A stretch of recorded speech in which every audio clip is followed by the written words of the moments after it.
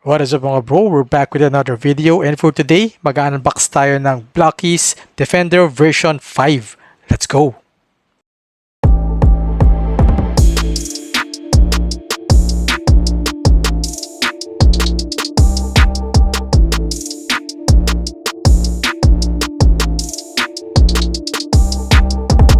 I got this as a gift. Thank you sa sister ko na nabigay sa akin ito. So tara, let's open it. Para may thrill ang pagbubukas. So, isa-isahin natin siya. And actually, inalog-alog ko na siya. Para malaman, yung mga dati natin ginagawa para malaman kung vehicle or robot na nakuha natin. So, una kong binuksan ito. Okay. So, ito, isa sa pinakamabigat na box. Okay. So, ito yung mga pwede nating makuha, no? So, ito yung isa sa pinakamabigat. And when I open it, ayan, kita na agad ko na yung laman, no? Says pag trailer, nakahiwala yung trailer niya. Okay, so this is a trailer truck. Okay, yung trailer ni Optimus Prime. So hindi ko na, actually double ko to. Meron na akong trailer. Pero since meron akong SG na Optimus Prime, I'll keep the trailer, no? So yan siya, ayan. And okay, trailer truck. Okay, so next up, ito isa rin sa I don't know, para sa akin mabigat siya tapos maraming parts. Okay, so binuksan ko siya and hindi ko pa actually nakikita kung anong laman. So hindi muna natin bubuksan yung pouch like gaya na ginagawa natin dati kasi dumadami na yung doubles ko, yung mga doble kabubukas ng pouch. So hindi ko na muna bubuksan yung pouch. Okay, so titignan natin kung ano ang laman nito based dun sa card. Okay, so this one is Sunstreaker, which is meron na ako actually. Ito siya, Sunstreaker. Okay, so pwede natin itong pang trade or pwede natin itong pang benta. Okay. So next, ito, binuksan ko na din to.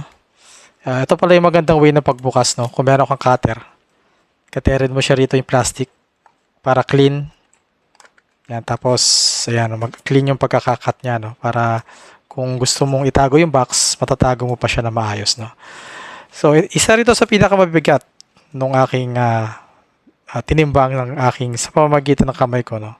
And para marami rin siyang parts. So, let's see what's inside, no? Ito. Oh, what is this? Oh, no way. No way. Para nakaswerte tayo, nakakuha tayo ng Super Chase Jetfire. Oh my God. Ito ang pinakauna-una kong Super Chase. Oh, what the heck? Okay. Super Chase. All right. Oh. Nanginginig-ginig pa yung kamay ko. Teka. Ayan. Special Armor Type na Jetfire. Okay. Ang ratio niya is 1:144. Lucky box. All right. Tara, buuin natin to.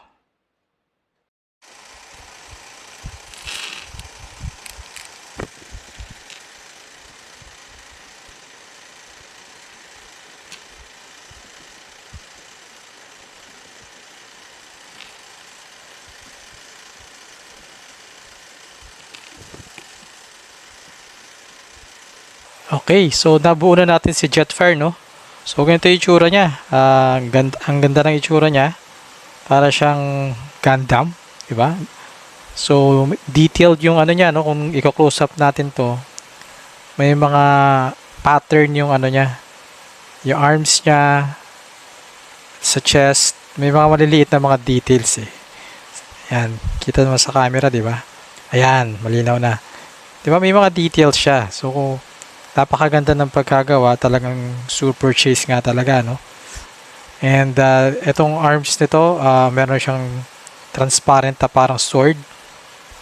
Okay, so may Autobot na logo rito, maliit. Ayan. And ito yung side. Ito yung back. Ito para siyang jelly or transparent na ano to flexible plastic pa to. Ayan siya oh. Flexible siya. Nabebend na ganyan. No? Okay, so ito yung side. Ito yung front. Ngayon, meron siyang extra na kamay, no? Unlike sa mga iba, wala namang extra. So, may extra siyang kamay. So, pwede mo sigurong ipalit to dito kasi meron siyang barrel. So, pwede mong interchangeable to, itong weapon na to, tsaka itong barrel. Or itong barrel, pwede mo rin ipahawak dito para dalawa yung weapon niya. Yan. Pero siguro din na natin nilalagay kasi pag yung tinago natin itong kamay lang, baka mawala eh. So, mas maganda may kasama na siyang barrel kung itatago natin siya. Bukas pa tayo ng isa pong box. So, ito kanina kinatter ko na to para malinis. So, tignan natin kung ano to. Isa rito sa pinakamabigat na boxes, no?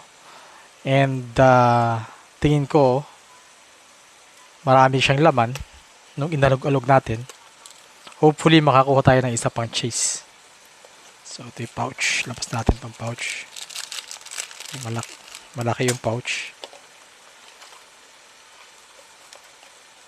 And, uy, Jetfire vehicle. So, pwede na rin to. Hindi talaga ako nakakolekta ng vehicle pero para maganda tong i-collect kasi pwede siyang gawin parang yung Macross style. Ilalagyan mo siya ng paa at saka ng kamay galing sa Jetfire na robot. Ayan, so nabuo na natin si Jetfire vehicle, no? Medyo magulo ang instruction niya so hindi ko sigurado kung nabuo ko ba siya na maayos dito sa parting to. So ganito yung tsura niya, no? Ito yung sa top. Tapos meron siyang cannon. Okay, meron yung wing niya. Pwede siyang i-clip na ganun. Yan.